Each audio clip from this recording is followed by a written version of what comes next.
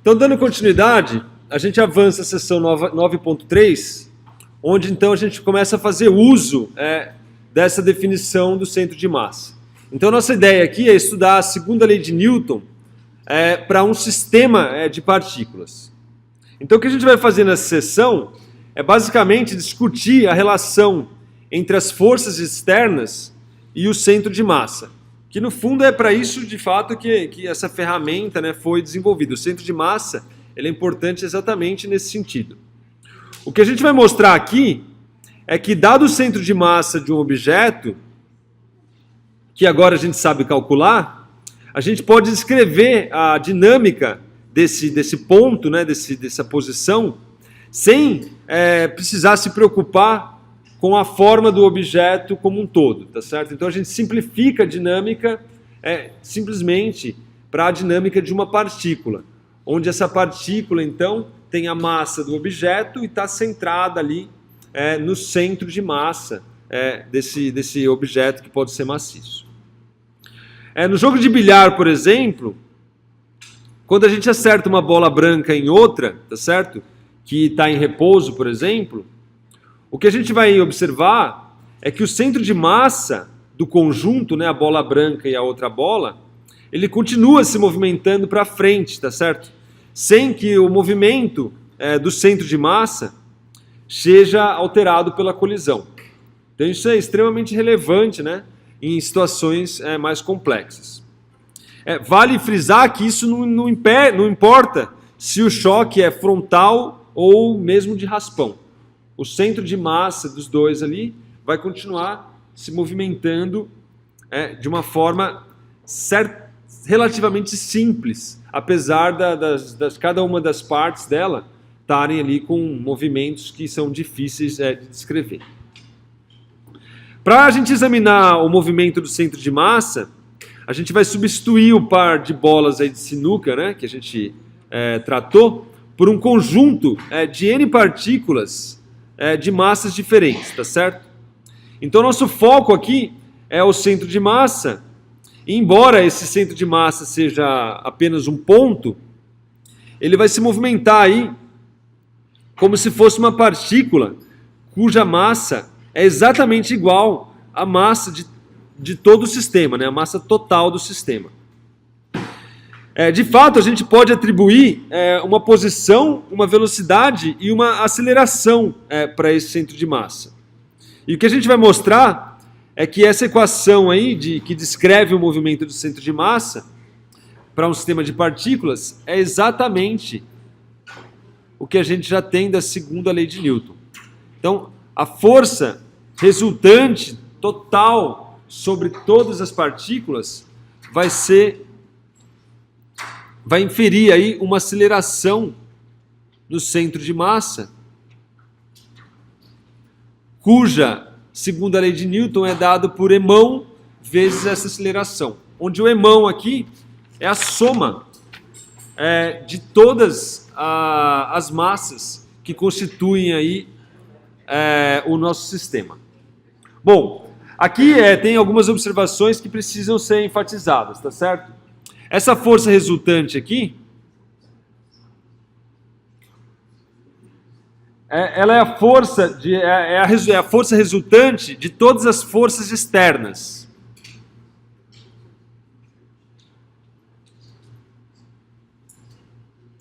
Das forças externas.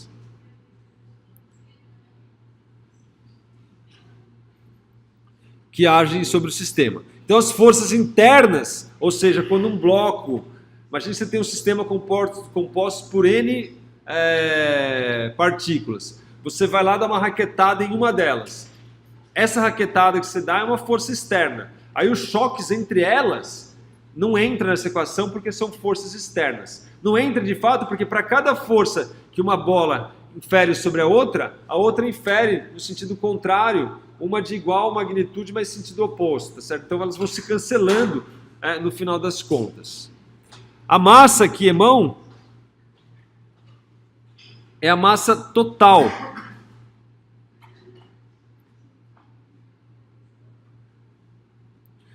do sistema, tá certo? E ela é, no caso aqui, constante, tá certo? Ou seja, a gente está falando de um sistema fechado. Nem entra massa, nem sai massa, né? Então a gente está falando de um sistema onde o conteúdo todo ali está fechado, tá certo? Não tem perdas durante o percorrer aí dos trajetos. Além disso,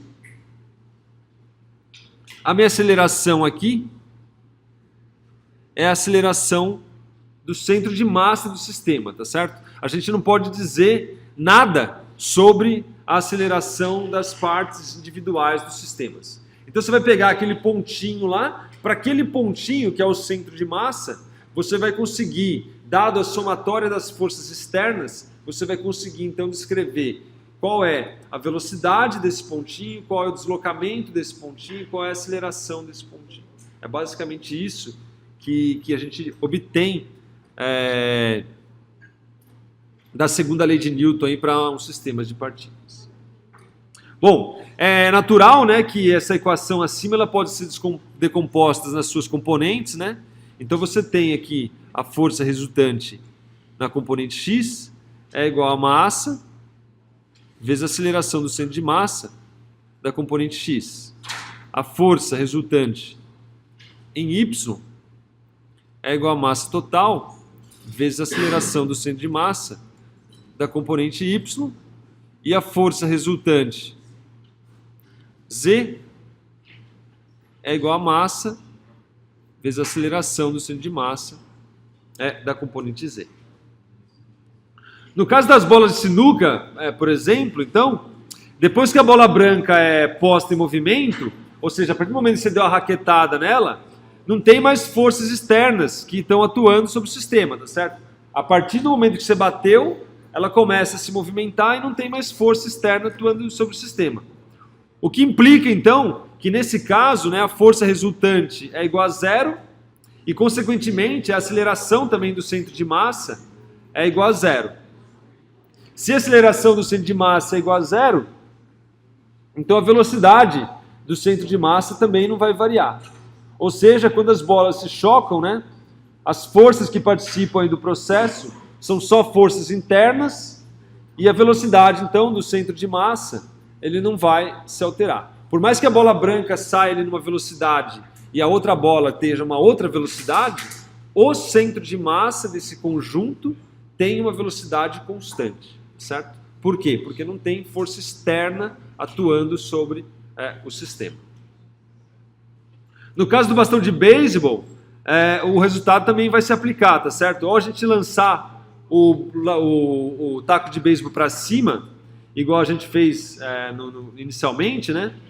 O centro de massa do bastão ele vai se mover como se fosse uma partícula de massa emão, onde emão é a massa do taco de beisebol, e ele vai estar sujeito à força gravitacional. Então é basicamente lançar uma partícula com a massa da massa total do taco de beisebol, e a descrição desse movimento é a descrição de uma partícula sujeita a uma força gravitacional. E tem outros exemplos, né? A gente tem os fogos de artifício também.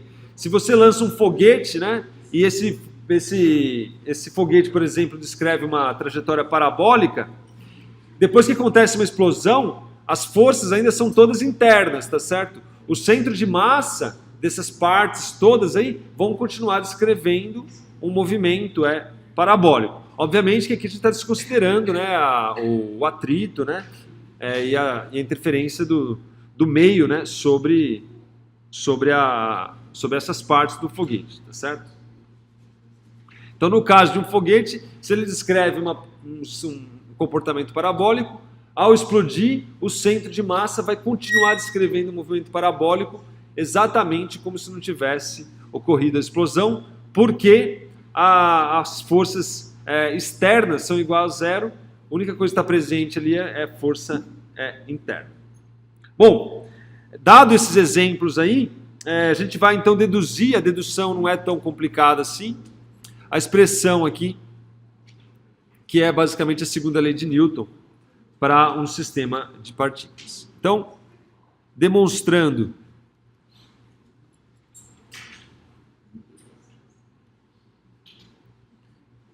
que a força resultante é igual a massa total vezes a aceleração do centro de massa, não é algo tão complexo. Então vamos lá. A demonstração desse resultado é bastante simples, como eu já disse, e ela parte aí, de um sistema de partículas e a posição do seu centro de massa. Tá certo? Então, por definição, como a gente já viu, a posição do centro de massa é igual ao quê? A M1R1 mais M2R2 mais MNRN, tudo isso dividido pela massa total, tá certo? Aqui, Emão é a massa total e o R aqui, de CM aqui, é a posição do centro de massa. A gente pode derivar essas expressões dos dois lados. Se a gente fizer uma operação do lado esquerdo e a mesma operação do lado direito, nada muda. Então, derivando dos dois lados, vou jogar também o M aqui multiplicando. Então, eu tenho que M dV dt, desculpa, MV, que no fundo é M dr dt, é igual à derivada de cada um desses elementos, tá certo? Então isso aqui vai ser M1V1 mais M2V2 mais MNVN, tá certo? Onde aqui VI, né, desse cara aqui é a derivada desse cara aqui, o V2 é a derivada desse cara, o VN é a derivada desse cara aqui, tá certo? Esse V de CM aqui é naturalmente a derivada do R do centro de massa, então é a velocidade do centro de massa. Derivando novamente, a gente tira aqui a massa vezes a aceleração do centro de massa, é igual então a M1A1 mais M2A2 mais MNAN. Bom, o que a gente enxerga aqui? Apesar do centro de massa ser apenas um ponto, tá certo, geométrico, é fácil de se atentar que ele pode possuir uma velocidade e uma aceleração, tá certo? Como ele tem uma posição, né, ele possui essa posição, certamente essa posição pode variar no tempo, então ele vai ter uma velocidade associada a ele. E se essa velocidade alterar no tempo, ele vai ter uma aceleração também associada a isso. Exatamente como se ele fosse uma partícula.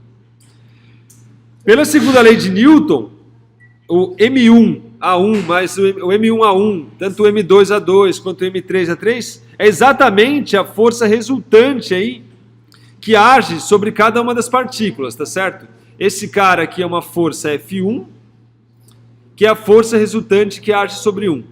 Esse cara aqui é uma força F2, que é resultante da força que age sobre 2. Esse cara aqui é uma força resultante 3, que é uma força que age sobre a terceira partícula, tá certo? De forma, então, que a minha massa vezes a aceleração do centro de massa, pela segunda lei de Newton, nada mais é do que F1 mais F2 mais Fn. Tá certo? Note, e aqui é importante enfatizar, preste atenção, que entre essas forças aqui, que contribuem aqui para o lado direito da equação, tem também, né, as forças que as partículas do sistema exercem umas sobre as outras, tá certo? Ou seja, essa F1 aqui, se uma partícula 2 vier e bater nela, ela está levando em conta a interação que a 2 exerce sobre a 1. Só que pela terceira lei de Newton, a 1 também exerce uma força no sentido contrário na 2. Então as forças internas, quando você somar todo mundo, elas vão se cancelar uma a uma, tá certo? Por causa da ação e reação. De forma que quando você somar o conjunto como todo, o que sobra é só o conjunto das forças externas. Todas as forças internas vão se cancelar uma a uma. Então, se eu olhar a partícula 1 aqui, ó, a partir do momento que ela vem aqui uma bola 2 e se choca sobre ela, de fato, essa força aí está aparecendo aqui uma força que a 2 exerce sobre a 1. Só que também, exatamente no mesmo instante, aparece uma força que a 1 exerce sobre a 2. Quando eu somar tudo, essas forças internas vão se cancelar uma a uma. Então essa aqui vai se cancelar com essa. E no final das contas, o que sobra aí é só a força resultante, tá certo? Então, consequentemente, né, o que é a soma vetorial de todas as forças que aparecem no sistema aí, só sobra as forças externas, tá certo? O que implica, então, que a massa vezes a aceleração do centro de massa vai ser, no final das contas, a força resultante, onde essa força resultante é somente dado pela resultante das forças externas. As forças internas que estão presentes aqui no F1, estão presentes no F2, estão presentes no F3, quando você somar todas elas, uma a uma, vão se cancelar vetorialmente.